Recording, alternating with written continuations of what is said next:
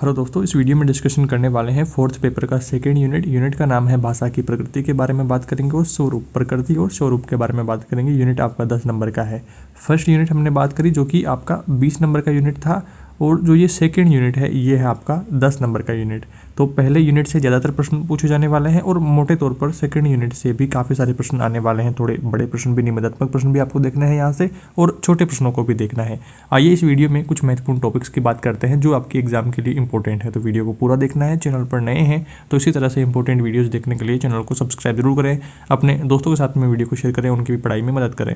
पहला टॉपिक आता है भाषा का स्वरूप की अपन बात करते हैं। तो इसमें देखिए, हमने अपने प्रतिदिन के जीवन में ऐसी स्थितियों का सामना किया है, ऐसी परिस्थितियों को सामना किया है जहाँ पर भिन्न भिन्न प्रकार से भाषा का प्रयोग करते हैं। किसी अवसर पर भाषा में व्याकरणिक अथवा संरचना संबंधित सावधानी बरतनी होती है, कहीं कहीं पर व्याकरणिक नियमों में शिथिलता बरती जाती है, कहीं कहीं पर हम प्रोफेशनली बात करते हैं और कहीं पर नॉर्मली दैनिक दिनचर्या वाली बातचीत रहती है। भाषा का उपयोग साहित्य रचना में भी अलग अलग परिस्थितियों में उत्पन्न करने के लिए और अथवा संदर्भ स्थिति की आवश्यकता अनुसार अलग अलग तरीके से किया जा रहा है। यही भाषा का औपचारिक अथवा अनौपचारिक स्वरूप है। औपचारिक क्या रहेगा कि ऑफिशियली तौर पर अपन बात कर रहे हैं कि सही उच्चारण, शुद्ध उच्चारण, वो सारी चीज़ें। और अनौपचारिक जो अपन घर पे बोलते हैं, घरेलू भाषा के तौर पर मान सकते हैं कि ज़्यादातर उसमें औपचारिकता नहीं देखी जाती है कि ऑफिशियली सारे वर्ड शुद्ध बोले जा रहे हैं, ऐसा कुछ नहीं देखा जाता है, बस बोल देते हैं आम बोलचाल की भाषा के तौर पर अनौपचारिक। तो ये कुछ बातें यहाँ पर हो गई है जहाँ पर भाषा में व्याकरण के नियमों का पालन किया गया है। वाक्य संरचना व्याकरण के नियमों के अनुसार ही की गई हो। बात को स्पष्ट रूप के लिए, सटीक रूप से रखने के लिए सटीक रूप से शब्दों का चयन होना चाहिए। वहाँ पर भाषा औपचारिक स्वरूप लिए हुए होती है। जहाँ मौखिक वातावरण हो, व्याकरणिक नियमों में शिथिलता हो, वहाँ भाषा अनौपचारिक स्वरूप लिए होती है। तो ये कुछ बातें भाषा के स्वरूप में ध्यान रखनी है। अगला टॉपिक आता है भाषा की औपचारिक स्थिति के बारे में।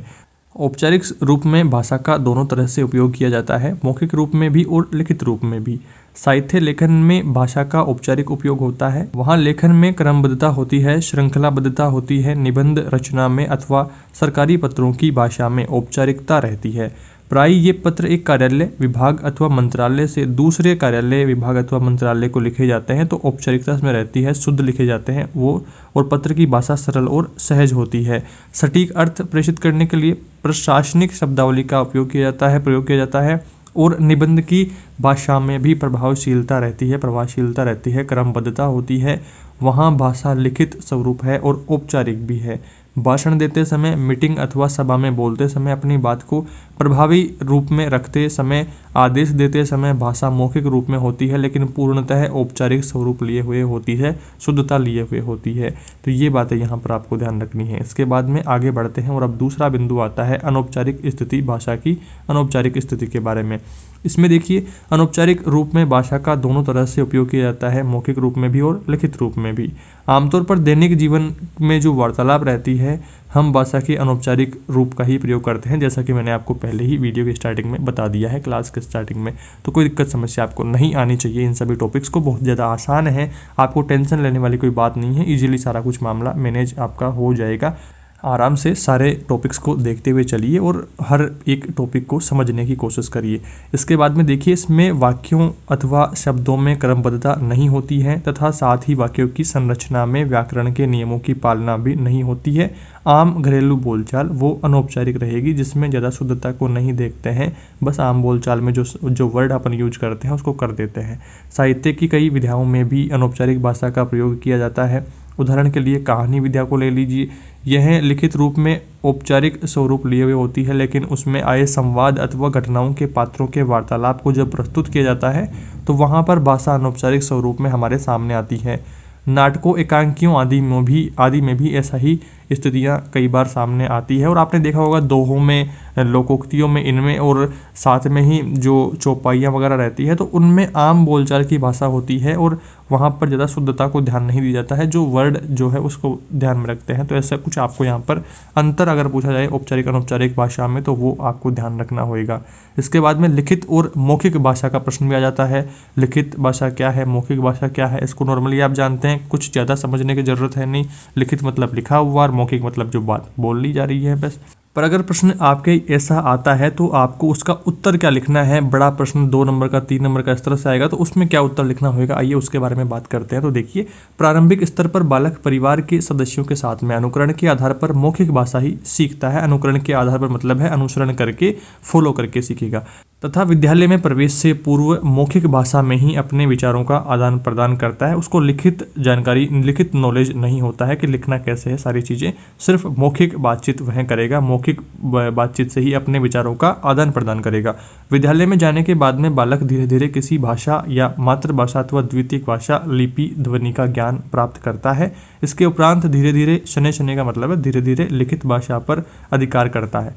लिखित भाषा पर अधिकार होने के बाद में व्यक्ति अपने विचारों को तथा पुस्तकों की सहायता से प्राप्त ज्ञान को भावी आवश्यकता के लिए लिख करके सुरक्षित कर लेता है। तो ये नोट्स वगैरह बनाने का काम हो गया। लिखित व मौखिक भाषा में आपस में अंतर संबंध है, क्योंकि मौखिक भाषा को लिखित भाषा में और लिखित भाषा को मौखिक भाषा में भी व्यक्त कर सकते हैं। उदाहरण यहाँ पर देखिए, कहानी, कविता, गीत आदि को पढ़ करके मौखिक रूप से बता सकते हैं। लिखित और मौखिक भाषा में ये बिंदु आपको ध्यान रखना है। इसके बाद में अगर अंतर को लेकर के प्रश्न आता है कि लिखित भाषा और मौखिक भाषा में अंतर क्या है, तो वो आपके लिए समझने वाला बात रहेगी। देखिए यहाँ पर पहला बिंदु, पहला अंतर देखिए, मौखिक भाषा विचारों के आदान प्रदान, वाद विवाद, संवाद, भाषण की भाषा है, जबकि लिखित जो भाषा है वो हम कानों से सुने गए विचारों को लिपिबद्ध कर सकते हैं। दूसरा अंतर, मौखिक भाषा अस्थायी होती है, किसने क्या कहा और क्यों कहा इसका कोई ठोस प्रमाण नहीं होता है, ठोस प्रमाण नहीं होता है मौखिक भाषा का। जबकि लिखित जो भाषा है वो स्थायी होती है, लिपिबद्ध होती है, तो कानून के द्वारा लिखित लेखों को मान्यता प्राप्त होती है। तो ये बात यहाँ पर हो गई है अंतर। तीसरा अंतर, लिखित भाषा के माध्यम से एक युग की साहित्यिक, आर्थिक, सामाजिक तथा धार्मिक आदि परंपराओं को भावी पीढ़ी के लिए सुरक्षित रखा जा सकता है, जबकि मौखिक भाषा में ऐसा नहीं किया जा सकता है। लिखित मटेरियल रहेगा तो अपनी आगे आने वाली पीढ़ियां भी उसको देख पाएंगी, पर मौखिक को कैसे देख पाएंगे, मौखिक तो वर्तमान समय में ही वो उसका अंत हो जाएगा। और इसके बाद में चौथा अंतर देखिए, लिखित साहित्य व वैज्ञानिक उपलब्धियों को एक दूसरे देश वाले भी पढ़ करके ज्ञान प्राप्त कर सकते हैं। किसी भी विषय में किए गए नवीन शोध को लिखित रूप में ही एक दूसरे के साथ में हस्तांतरित किया जा सकता है। मौखिक भाषा में वक्ता श्रोता का आमने सामने होना आवश्यक है। लिखित भाषा में लेखक अपने ज्ञान को लिख करके प्रकाशित करता है, जिससे दूर दराज के व्यक्ति भी लाभान्वित हो जाते हैं। आगे देखिए, लिखित लेखों, अभिलेखों, पुस्तकों का एक भाषा से विश्व की दूसरी भाषाओं में भी अनुवाद किया जा सकता है, जिससे अन्य भाषी भी लाभान्वित होते हैं, अन्य भाषा को पढ़ने बोलने वाले भी लाभान्वित होते हैं। तो ये सारे अंतर आपको यहाँ पर ध्यान रखने हैं। इसके बाद में लिखित भाषा के उद्देश्यों को लेकर के प्रश्न कई बार आया हुआ है, तो इसमें देखिए लिखित भाषा के क्या उद्देश्य हैं।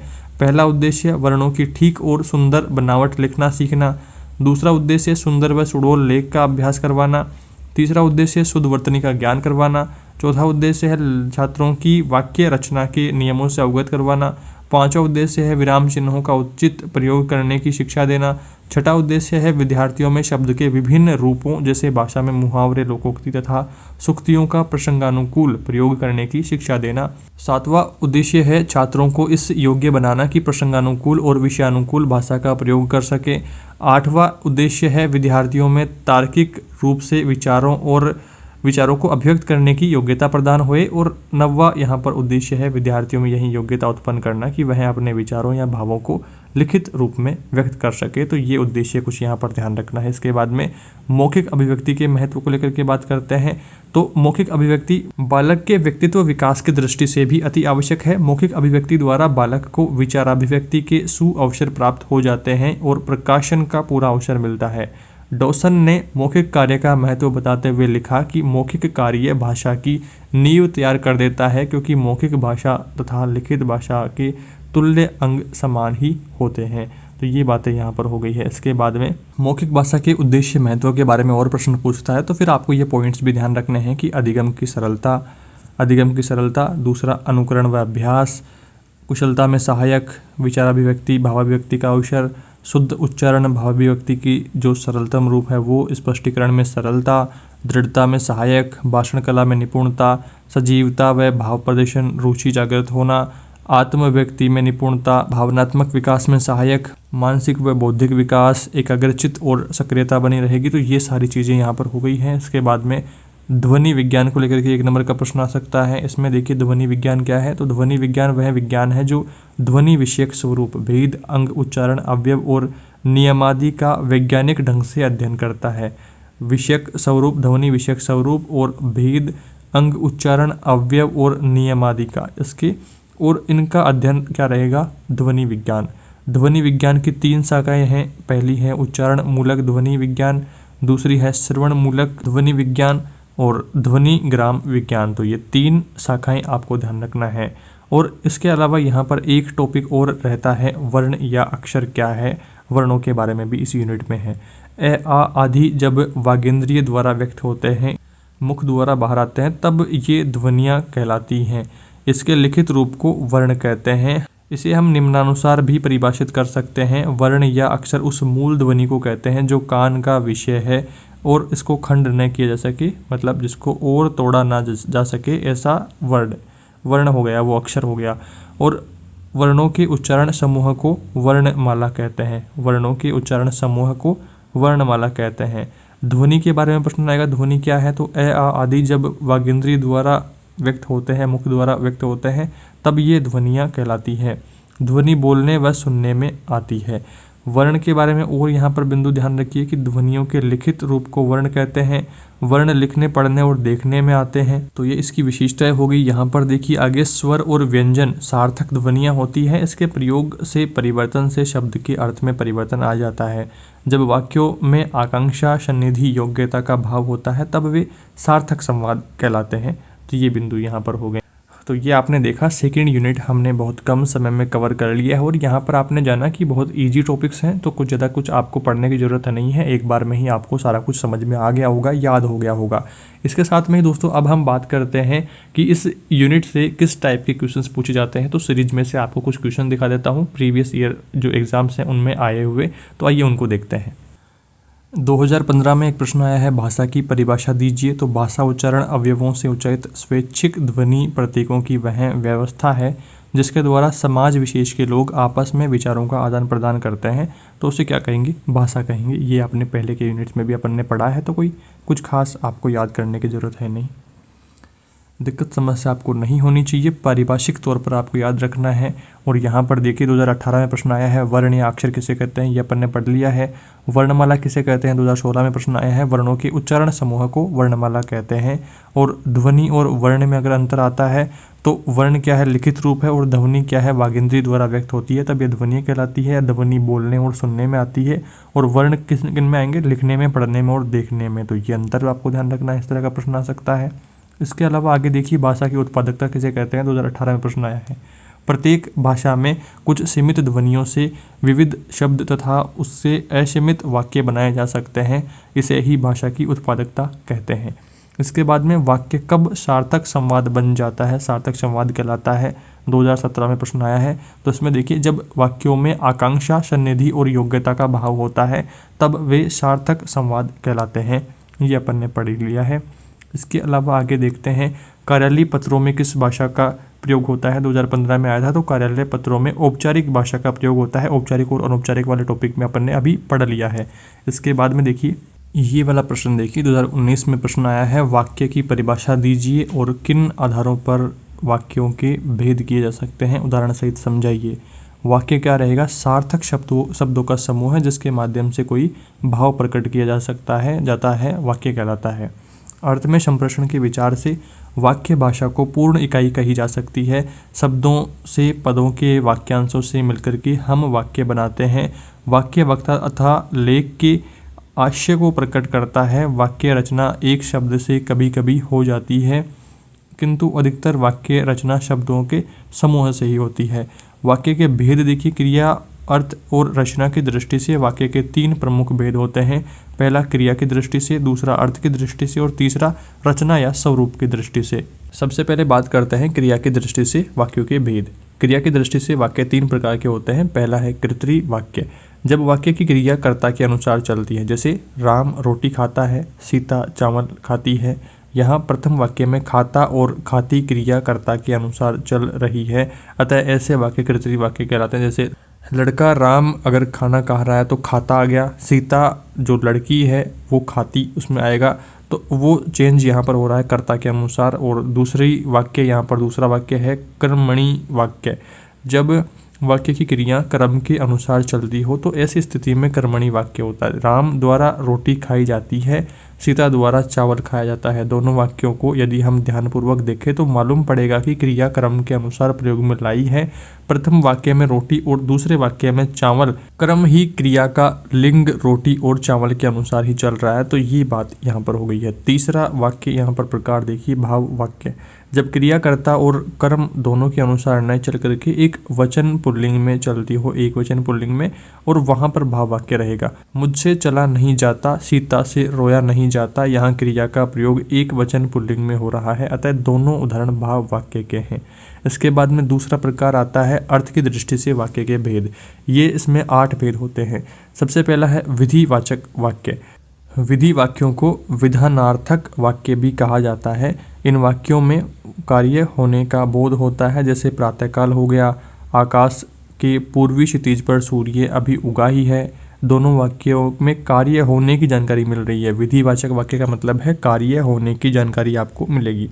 दूसरा वाक्य है निषेधवाचक वाक्य। वाक्यों के द्वारा किसी का अभाव व निषेध सूचित होता है। निषेध का मतलब है कि काम नहीं हो रहा है, मैंने आज उसे नहीं देखा है, वह घर पर नहीं है, मैं नहीं जाता।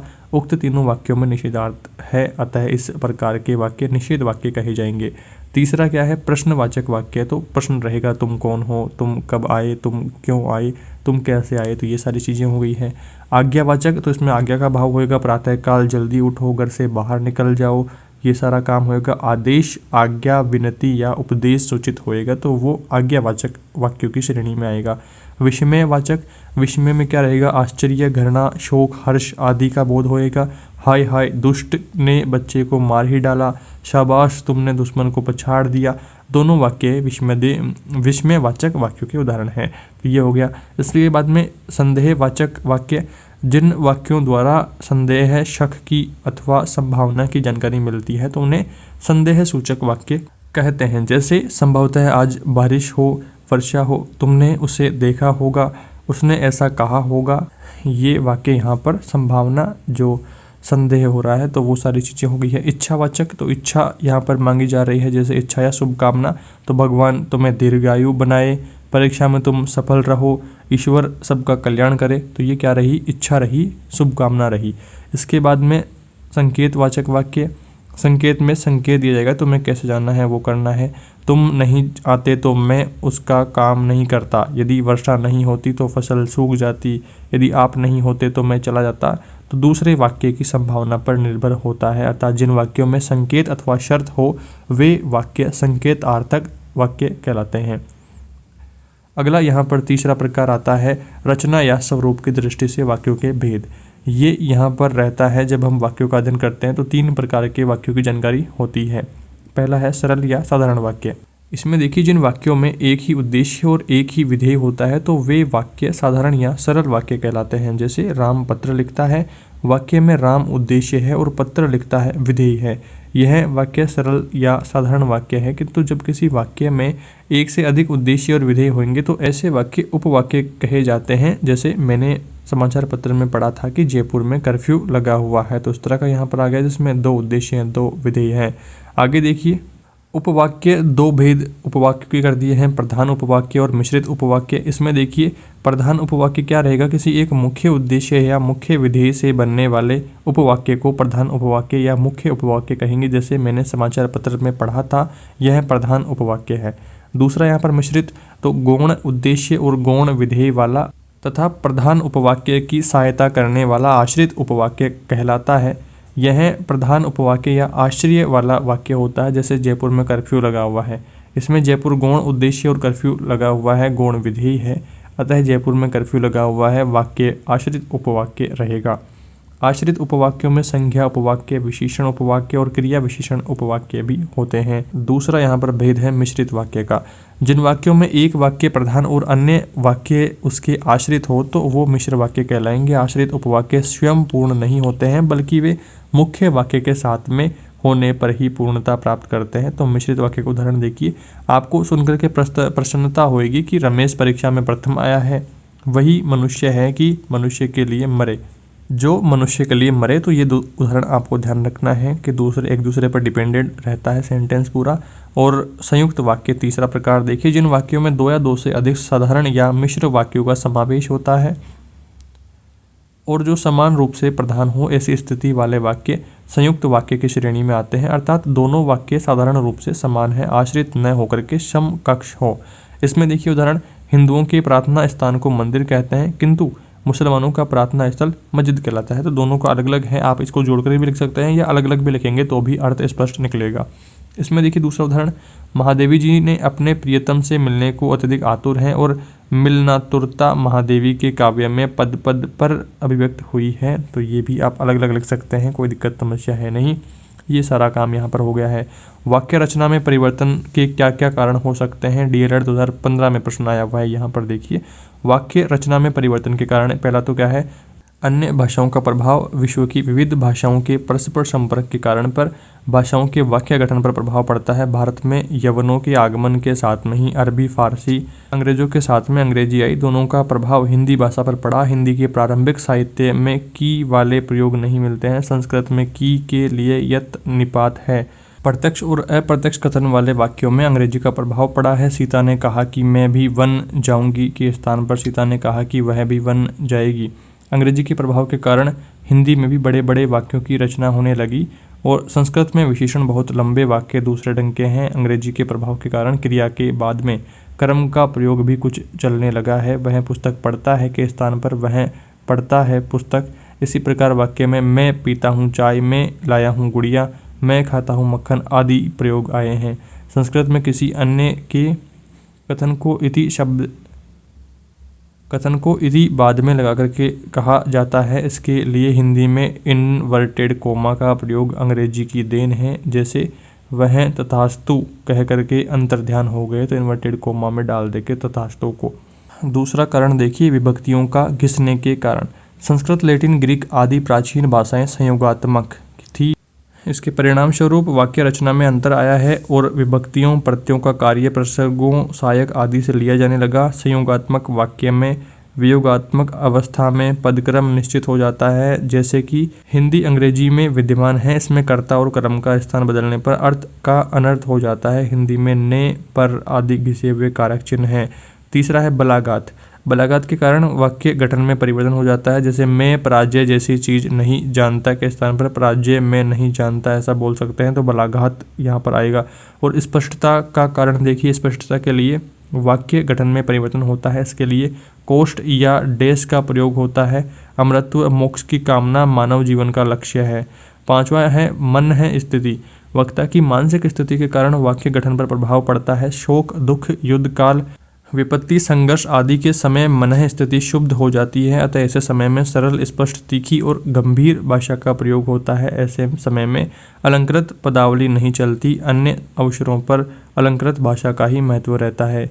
छठा कारण देखिए, नवीनता की प्रवृत्ति। नवीनता की प्रवृत्ति के कारण वाक्य गठन में परिवर्तन होता है। जैसे मात्र का प्रयोग, 2 रुपये मात्र के स्थान पर पुस्तक का मूल्य मात्र 2 रुपये।